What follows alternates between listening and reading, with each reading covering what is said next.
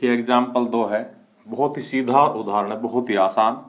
दो समकेंद्री वृत्तों में तो पहले दो समकेंद्री वृत्त बनाते हैं। तो एक वृत्त ये बना लिया, इसका सेंटर ये है और दूसरे का भी सेंटर यही रखते हुए, ओ बिंदु ही रखते हुए, और दूसरा समकेंद्री वृत्त बना लिया। आगे पढ़ते हैं सवाल को। जैसा सवाल कहे वैसा करते चला करो, सवाल अपने आप होगा। बड़े वृत्त की जीवा छोटे वृत्त को स्पर्श करती है, यानी कि ऐसी जीवा खींचनी बड़े वृत्त में जो छोटे वृत्त को स्पर्श करती हुई निकल जाए। तो ए बी बड़े वृत्त की तो जीवा है और छोटे वृत्त की बिंदु पी पर स्पर्श रेखा है। तो स्पर्श बिंदु उस जीवा का समद्विभाजन करता, अर्थात हमें सिद्ध करना है ए पी बराबर पी बी। दिया तो हमें क्या है, ए बी बड़े वृत्त की जीवा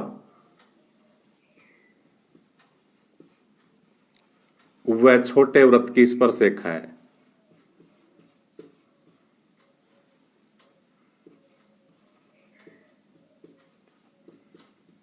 तो हमें क्या सिद्ध करना है, हमें सिद्ध करना है कि ए पी बराबर पी बी।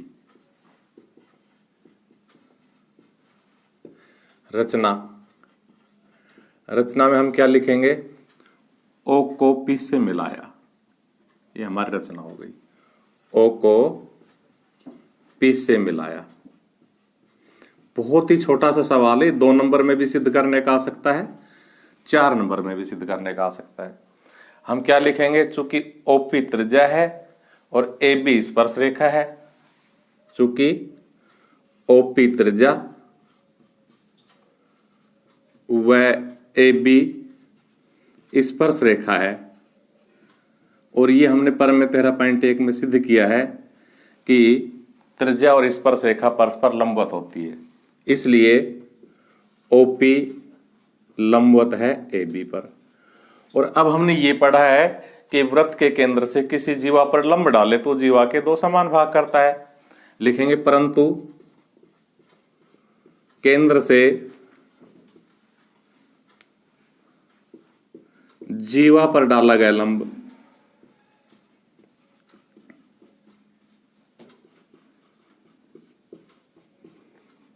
जीवा को समद्विभाजित करता है, इसलिए ए पी बराबर पी बी, और यही हमें सिद्ध करना था। बहुत ही आसान सवाल है, ये 4 नंबर में भी आ सकता है, 2 नंबर में भी आ सकता है। एग्जाम्पल 3 है, बहुत ही इंपॉर्टेंट एग्जाम्पल है।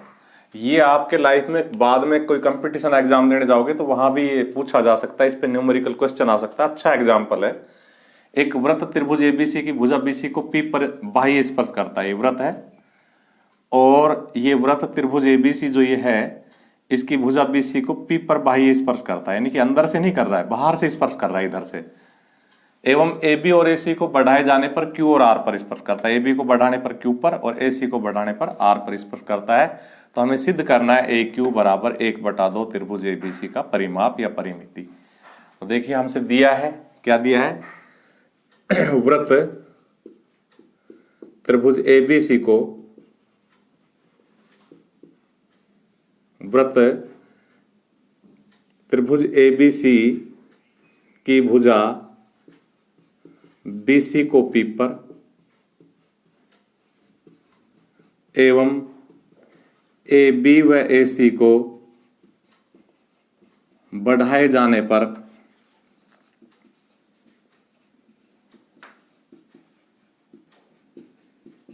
क्यू व आर पर स्पर्श करता है।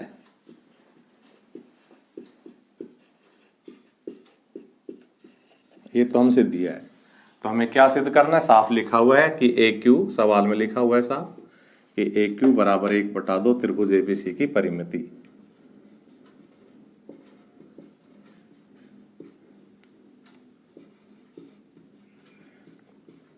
सवाल आसान है, सिर्फ पता होना चाहिए कि भाई सवाल ऐसे होगा। तो इसकी उत्पत्ति शुरू करते, तो हम देखो ये बाह्य बिंदु है ए और इससे ये ए क्यू और ए आर स्पर्श रेखा है, और हमने कल ही एक पर में सिद्ध करवाई कि बाह्य बिंदु से खींची गई स्पर्श रेखाएं समान होती है, इसलिए ए क्यू बराबर ए आर।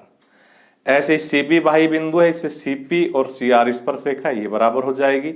बी बाह्य बिंदु, इससे बी पी और बी क्यू स्पर्शरेखाएं बराबर हो जाएगी। और इन तीनों रिलेशनों से हम ये सिद्ध करने में सफल हो जाएंगे। तो हम लिखते हैं चूंकि बाह्य बिंदु से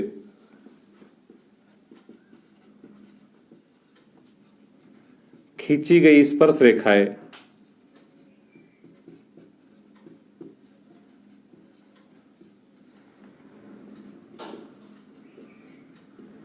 समान होती है,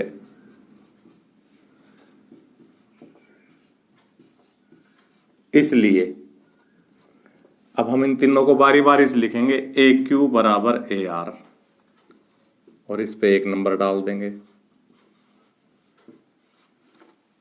बी क्यू बराबर बी पी,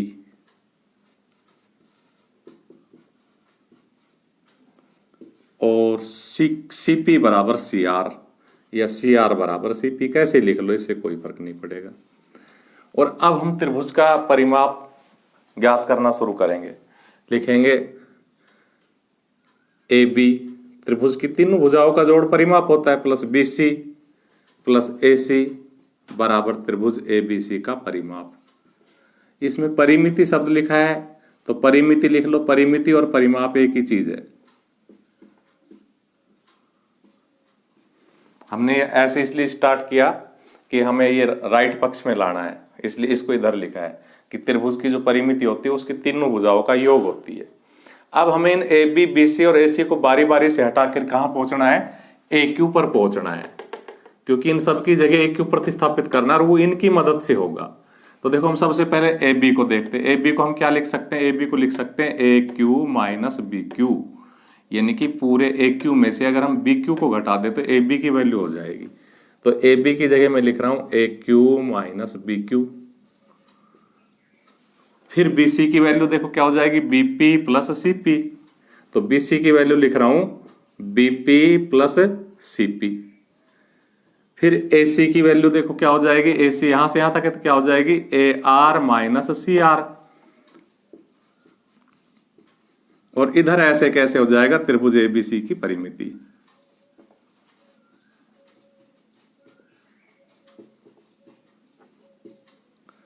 अब हम ए क्यू तो हमें लाना है, सिद्ध करने में है, तो ए क्यू को नहीं छेड़ा। रही बात बी क्यू की, तो बी क्यू को हम चाहे तो हटा दे, यहां से बीपी लिख दे, चाहे तो रहने दे। अभी चाहे तो हटा दे और चाहे तो रहने दे के क्या फॉर्मूला वो भी बताता हूं। अगर हम बी क्यू को छोड़ देते तो बीपी को हटाते, यहां से 2 से बी क्यू। अब हमने बी क्यू को हटा दिया तो अब हम बीपी को नहीं छेड़ेंगे। क्यों? क्योंकि देखो दोनों आपस में कटेंगे, एक प्लस का होगा एक माइनस का। तो या तो वहां से हमने इसको हटा दिया होता, हटा ही दिया, या इसको हटा दिया होता यहां से, तो एक जैसे होके कट जाएंगे। अब हम सीपी के पास पहुंचे तो सीपी की जगह क्या लिख देंगे, सी आर, और ए आर की जगह क्या लिख देंगे, ए क्यू, क्योंकि हमें ए क्यू लाना है। और ये सी आर को अब हम नहीं छेड़ेंगे। क्यों? क्योंकि सी आर से सी आर कट जाएगा, बराबर त्रिभुज एबीसी का परिमिति की परिमिति। अब देखो इसमें हम सामने लिखेंगे कि हमने ये जो वैल्यू प्रतिस्थापित की कहां से की है। तो सबसे पहले हमने 2 का यूज किया, तो लिखेंगे 2 ए क्यू, तो ऐसा कैसे लिखा था, 2 से बी क्यू की जगह बीपी, और सी आर सीपी की जगह सी आर 3 से लिखा था, तो 3, और लास्ट में 1 का उपयोग किया था, वह 1 से, क्योंकि हमने आखिरी में ए आर की जगह ए क्यू लिखा था 1 से। तो 2, 3 व 1 से। अब देखो बीपी से बीपी कट गया, सी आर से सी आर कट गया, हमारे पास ए क्यू में ए क्यू जुड़ के कितना आ जाएगा, 2 ए क्यू, बराबर त्रिभुज एबीसी की परिमिति। ये सवाल एक स्टेप आगे भी बढ़ सकता है। हम पहले इस 2 का यहां गुणा हो रहा है, उधर जाके क्या करेंगे, भाग कर देंगे, और हमारा सवाल जो फिलहाल दिया गया वो सिद्ध हो जाएगा। लेकिन इसमें ऐसे भी दे सकता है सवाल को कि यदि एपी की लंबाई 5 सेंटीमीटर हो तो त्रिभुज का परिमाप ज्ञात करो। यदि ए क्यू की लंबाई 5 सेंटीमीटर, तो आपको कंप्लीटली सवाल ऐसे करना होगा, और यहां ए क्यू की जगह 5 रख के और इसको कैलकुलेट कर देंगे तो इसका परिमाप आ जाएगा। यहां रख देंगे वैल्यू, यहां नहीं आएंगे। तो ये देखो त्रिभुज एबीसी का परिमाप ही तो है। तो 2 इंटू ए क्यू की वैल्यू 5 सेंटीमीटर, 2 पंजे 10 सेंटीमीटर।